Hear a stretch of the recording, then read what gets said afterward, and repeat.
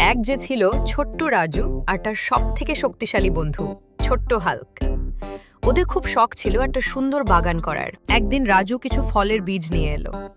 সে Hulk আর বাকি বন্ধুদের বলল, চলো আজ আমরা ফলের গাছ লাগাবো। হাল্ক তো তার বিশাল হাতের মুঠোয় ছোট্ট একটা কোদাল নিয়ে বোকার মতো দাঁড়িয়ে রইল। সবাই হেসে বলল, আরে হাল্ক, ওভাবে না। হাল্ক কোদাল রেখে হাত দিয়েই মাটি খুঁড়তে শুরু করলো। ওর যা গায়ের জোর, নিমিষেই মস্ত বড় গর্ত হয়ে গেল। রাজু দেখালো কিভাবে যত্ন করে বীজ বুনতে হয়। হাল্ক খুব মন দিয়ে সেটা দেখতে লাগলো।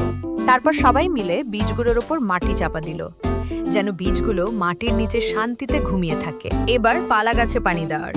রাজু আনলো ঝরনা আর হাল্ক নিয়ে এলো এক বিশাল বালতি। পানি দিতে গিয়ে হাল্ক খুব ভুল করে সবার গায়েই পানি ছিটিয়ে দিল।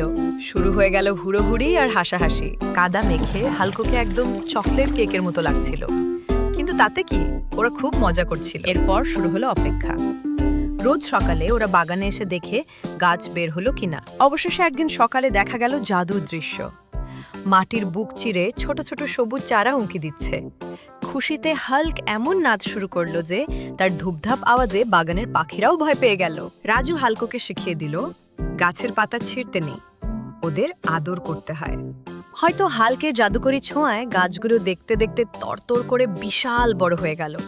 আর ফলগুলো, ওরে বাবা, এক একটা টমেটো আর কুমড়ো যেন বেলুনের মতো বড়। বিশাল কুমড়োটা কেউ নাড়াতে পারছিল না। তখন হাল্ক এসে সেটাকে এক হাতেই মাথার উপর তুলে ফেলল। বন্ধুরা সবাই মিলে ঝুড়ি ভরে ফল আর সবজি তুল। এত বড় স্ট্রবেরি ওরা জীবনেও দেখেনি। কাজ শেষে সবাই মিলে ঘাসের উপর বসে পিকনিক করল। নিজেদের বাগানের ফলের স্বাদই আলাদা।